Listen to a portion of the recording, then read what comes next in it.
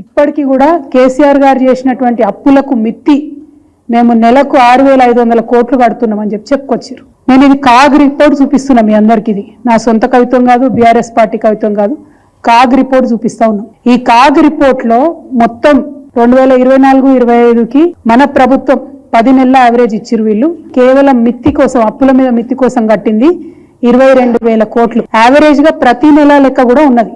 అన్ని 10 నెలలు నేను బాగా స్పష్టంగా చూసిన. మరి ముఖ్యమంత్రి గారు ఎందుకు చెప్పారు ఈ మాట అని.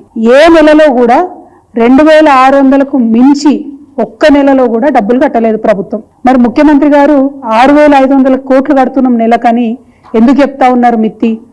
ఎందుకు అబద్ధాలు ఆడుతున్నారు? మీరు అబద్ధాలు కంటిన్యూస్ గా చెప్పి కేసీఆర్ రాష్ట్రానికి 7 లక్షల కోట్ల పైసలు అప్పు చేసిండని అబద్ధాలు చెప్పి అధికారంలోకి వచ్చిండ్రు. అధికారంలోకి వచ్చిన తర్వాత నిజాలు చెప్పాలి కదా. ఎందుకంటే మేమందరం కూడా బీఆర్ఎస్ పార్టీ నుండి అసెంబ్లీలో, కౌన్సిల్లో మీకు నిరూపించినాం, అన్ని కాగితాలు చూపించి. 4.3 లక్షల కోట్ల అప్పు ఈ రాష్ట్రానికి తీసుకొచ్చిన మాట వాస్తవం. దాంట్లో ఖర్చు ఎట్లా పెట్టినాం, ఎన్ని ప్రాజెక్టులు కట్టినాం, అన్ని అంశాలు కూడా చెప్పడం జరిగింది. అయినా కూడా పదే ముఖ్యమంత్రి గారు చెప్పిన అబద్ధాలనే చెప్తూ వాటిని నిజం చేస్తామేమో లేకపోతే నిజం అయిపోతాయేమో అనేటటువంటి ఒక భ్రమలలో ఉన్నట్టుగా అనిపిస్తూ ఉన్నది. ఎంత దారుణం అంటే, ఒక రాష్ట్రాన్ని పరిపాలన చేసే ముఖ్యమంత్రికి ఎంత ఆదాయం వస్తుందన్న విషయం అయితే ఖచ్చితంగా తెలిసి ఉండాలి కదా. ఆయన ఏమంటారు, రాష్ట్రానికి 18,000 కోట్ల ఆదాయం వస్తుందని చెప్తున్నారు. మళ్ళీ నేను ఇదే కాగ్ రిపోర్ట్ చూపిస్తా ఉన్నా.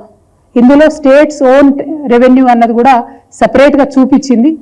దాంట్లో కాగ్ ఏం చెప్తుందంటే, యావరేజ్గా చూసుకున్నట్టయితే 12,000 కోట్ల పైచీలకు ఆదాయం రాలేదు ఈ రాష్ట్రానికి. మరి 18,000 కోట్లను ఎందుకు చెప్తా ఉన్నారు ముఖ్యమంత్రి గారు? ఎవరిని మభ్య పెట్టడానికి చెప్తా ఉన్నారు? ఓ పక్కనేమో ఆదాయం ఉన్నది లేనట్టుగా చెప్తున్నారు, ఇంకో పక్క అప్పులు కట్టనివి కట్టినట్టుగా చెప్తున్నారు. మరి ఇదంతా ఎందుకోసం చేస్తున్నారు? ఏం కన్ఫ్యూజన్ క్రియేట్ చేయాలని చేస్తున్నారు అన్నది రాష్ట్ర ప్రజలు ఆలోచించాలి.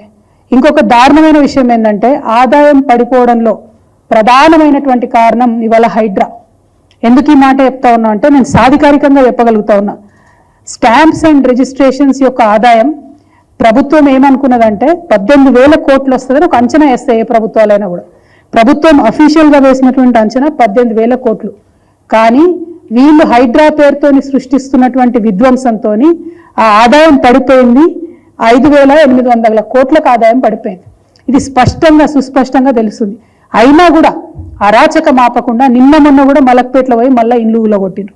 హైదరాబాద్ యొక్క బ్రాండ్ ఇమేజ్ని సర్వనాశనం చేసేటటువంటి ప్రయత్నం చేస్తుంది కాంగ్రెస్ సర్కార్ తప్పితే పెంచేటటువంటి ప్రయత్నం చేస్తలేదు. కాగులో ఉన్నటువంటి వాస్తవాలు ఇవి. నా స్టోరీస్ కాదు, నా కథలు కాదు. కంప్లీట్గా ఆదాయం పడిపోయినటువంటి పరిస్థితి ఉన్నది స్టాంప్స్ అండ్ రిజిస్ట్రేషన్.